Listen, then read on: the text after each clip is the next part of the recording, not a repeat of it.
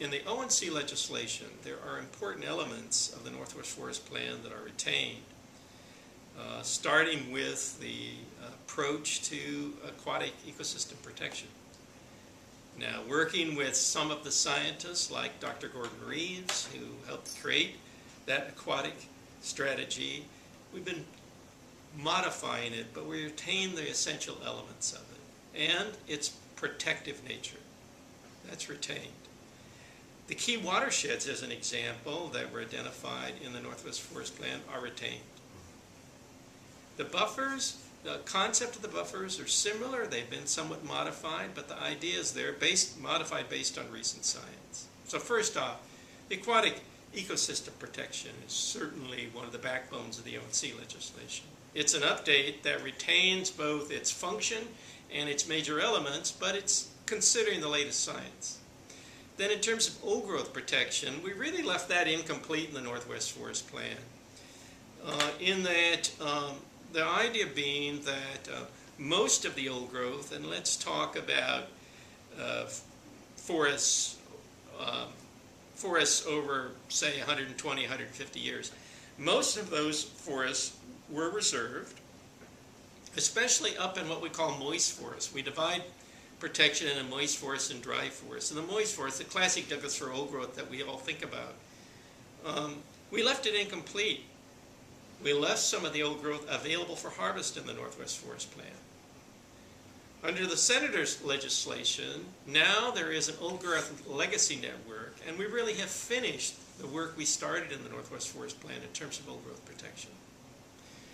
On the moist forests, on the dry forests, we really key on protecting individual old trees because there's been a buildup in stand densities and we need to thin out around them.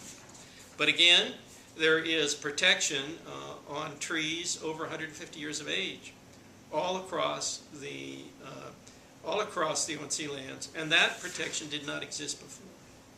What the Senator has done, because one of his goals is certainly to try to both maintain and increase harvest somewhat, what the Senator has done is he has shifted harvest from old growth into the younger stands. And thus, more of the younger stands are available for this ecological forestry harvest than before. Now, this is a harvest more in sync with the way our forests developed, but there are more of the younger stands that are, most of them are plantations that will be available for harvest over time using ecological forestry. Probably one of the most controversial elements in the bill is a relatively small amount of forest between 80 and 120 years of age. Generally, that had not been harvested before. It's not old growth, but it's mature. A small amount of that is in the legislation. That has drawn a lot of attention, and I'm sure will continue to be an important part of the policy discussion. But that is a very minor part of the land base for sustained yield management.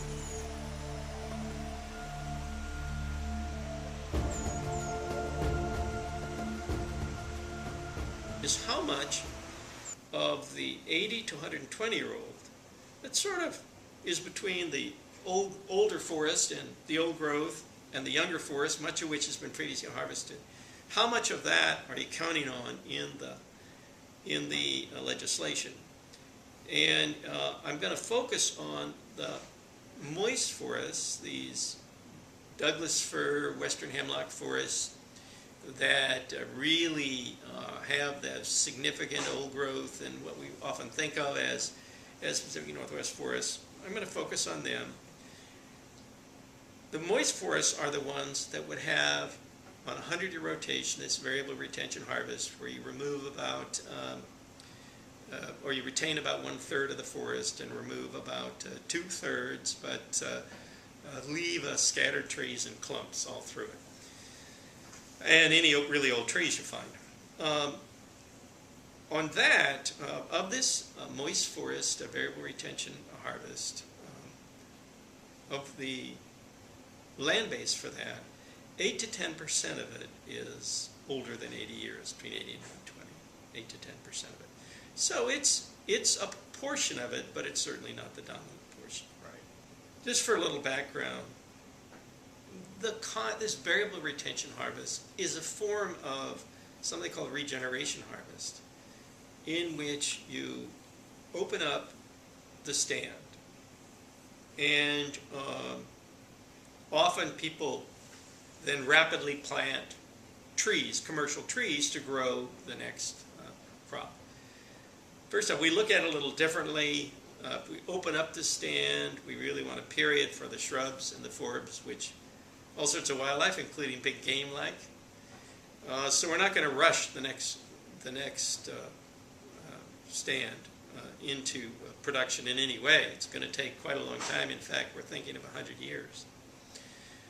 But the federal agencies have stopped all that kind of harvest because of protest, partly protest over clear cutting, and this is not clear cutting, but also they have found that with thinning they can avoid controversies. So we are starting this again.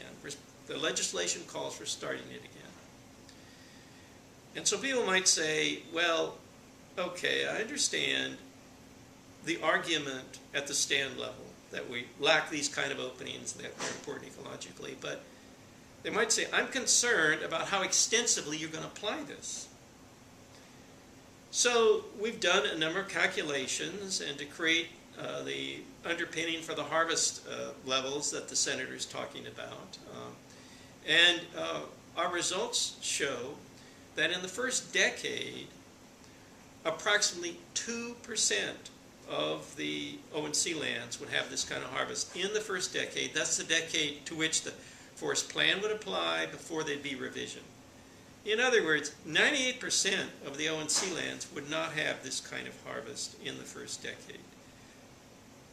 So in terms of area, it's a very moderate level of harvest. It is important, though, to the senator's proposal because it produces significantly more volume per acre than does thinning. And it also has a different ecological effect and also enables you to have a sustainable timber supply through time.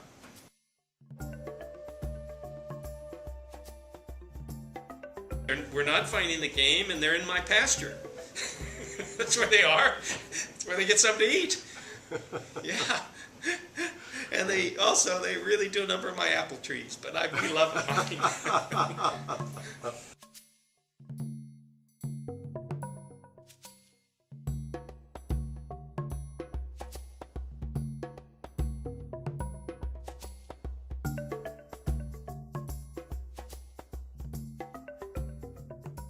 Over time in Oregon, as the federal lands have stopped deliberately creating openings through harvest, almost all the openings are created on private lands, especially by forest industry. And they have become very efficient. The idea that we're working on is to try to emulate the historical disturbances in these forests.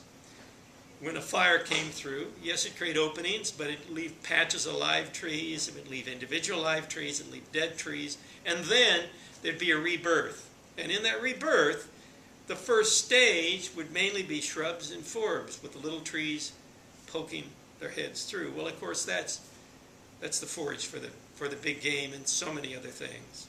And so by combining this period, we call it diverse early successional, kind of a sciencey word, by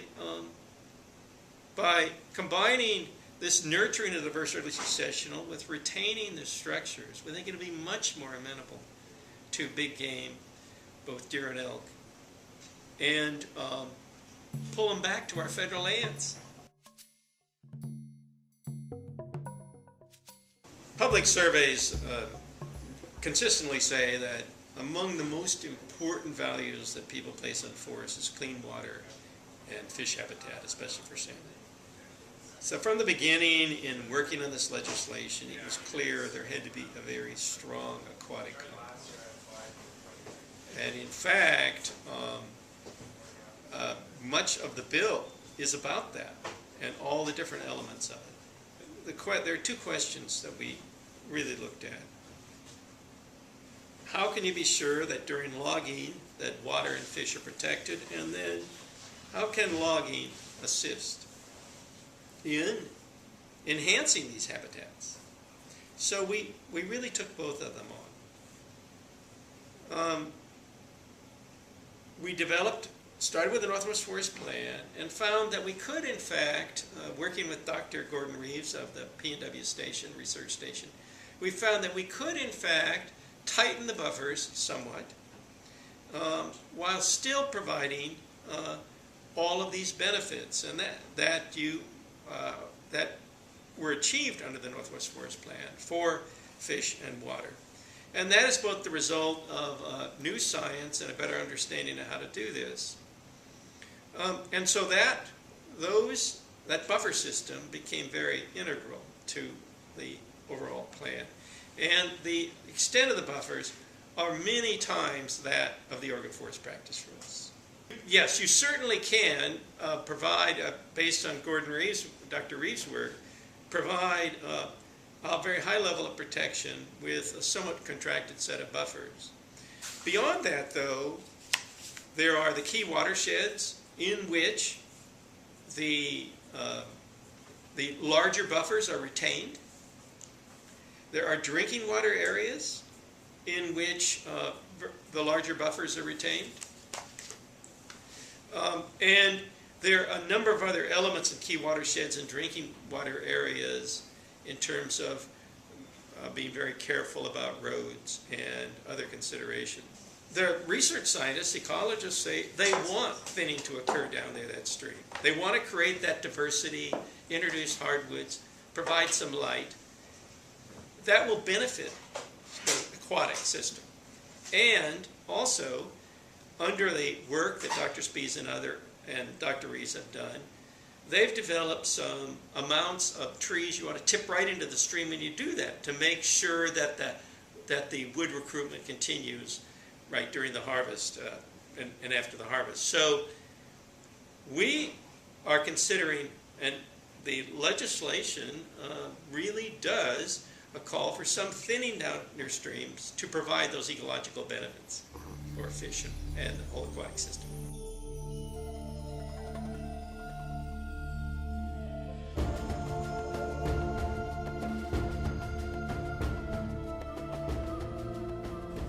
People are right to be worried about roads in terms of impacts on streams, on aquatic health, how they can really open up areas and make it really put some of even the big game at risk. Yeah, no, they're right. And so let's think about it just for a minute. The first thing is that most of the ONC lands are already eroded. And in fact, major areas that are not yet eroded are either in wilderness or backcountry under the Senator's bill. So most of them are eroded.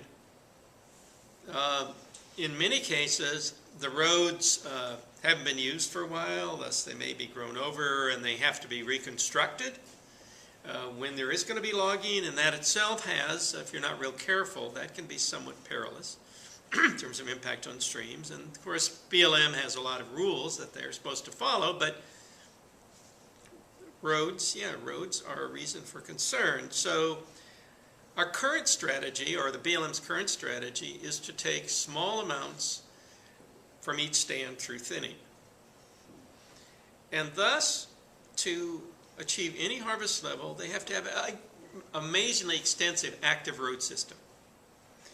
So basically, the way under the current strategy for BLM, the thinning strategy maximizes the active road system you would need. What we're suggesting is continuing some thinning, but moving away from that as a strategy. The net effect of that, for any particular harvest level, you'll need fewer roads active to your system. So one of the real challenges is, can you in fact increase the harvest without really expanding the active road system, the part in any decade you'll be using? And a major ally in that effort is to do more variable retention harvest when you remove more from each acre. So what I would say is that we need to move away from a thinning strategy just from the standpoint of road impacts. And that is in part what we're trying to do. And again, that enhances, in the long run, wildlife habitat. Yeah, it very much will. And the thing is that when I go to meetings and I say that the strategy we're suggesting, thinning is very road intensive, and we're suggesting a strategy that is less road intensive because you have to go to fewer places. That totally shocks lots of people. They haven't thought of it that way.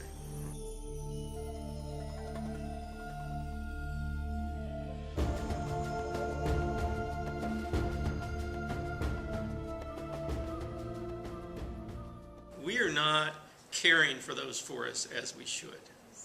And caring for them will mean, in part, thinning them, and especially moving out the young trees around the old growth trees, cutting them or somehow killing them, reducing the competitive stress and the fuels around the old growth trees. And without doing that, and just continuing down the current trajectory, I think we're going to lose a lot of those forests and also put communities at risk. They know that it's a short-term strategy. And all the estimates that have been done range from 15 to 20 more years. So it's not a long-term strategy in terms of providing sustainable wood supplies.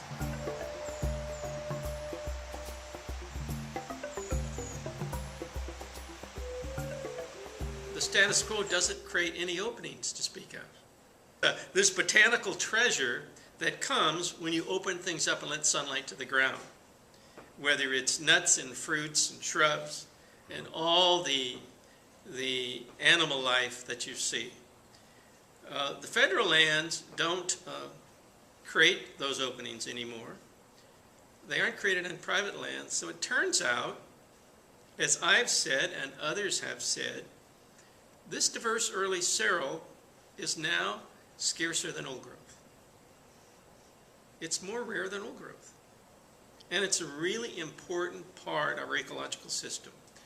In that sense, the status quo is not working. It was intended to create openings, but the agencies haven't figured out how to do it in a way that's socially acceptable.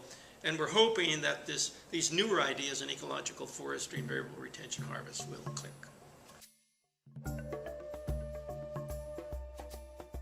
Most of them are in Southwest Oregon, because that is where most of the areas that aren't very well roaded are. There's some contiguous BLM ownerships, and it's rugged country, and the timber values aren't as great as elsewhere, so they've been left somewhat alone. Toward the Rogue River, there's quite an extensive system, and down through Southwest Oregon.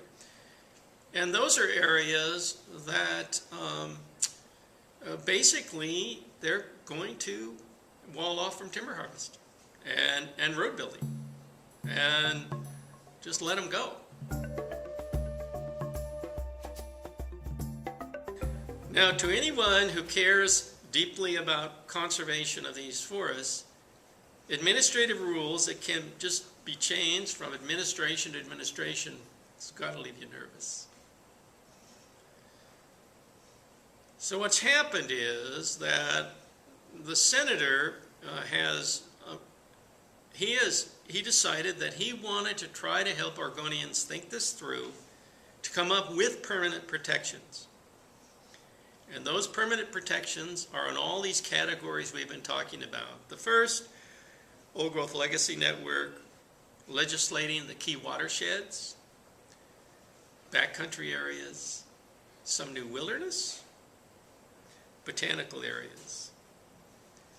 Areas where owl habitat will be emphasized. Yes, and that would be legislative protection.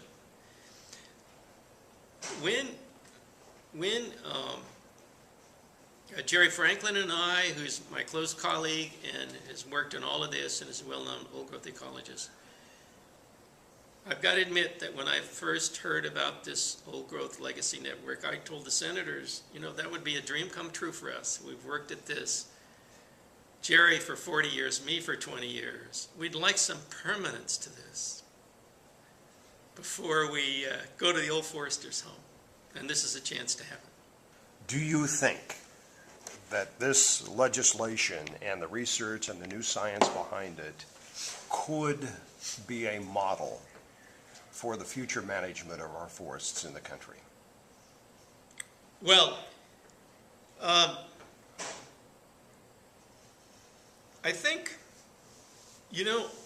I actually haven't thought much about this, but I'll just give you a few ideas. We're way past due to have a old growth protection through law. People agree with it. It's an important value. It needs to be recognized.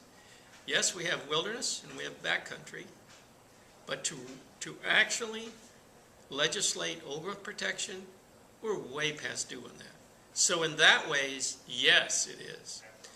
In addition, the thinking of Jerry Franklin and myself is, if we're going to have harvest, commercial harvest on our federal lands, it has to be done in a way that has direct ecological benefits. The days of arguing that, well, we're going to have to sacrifice things because there's an economic need, that just doesn't get us very far.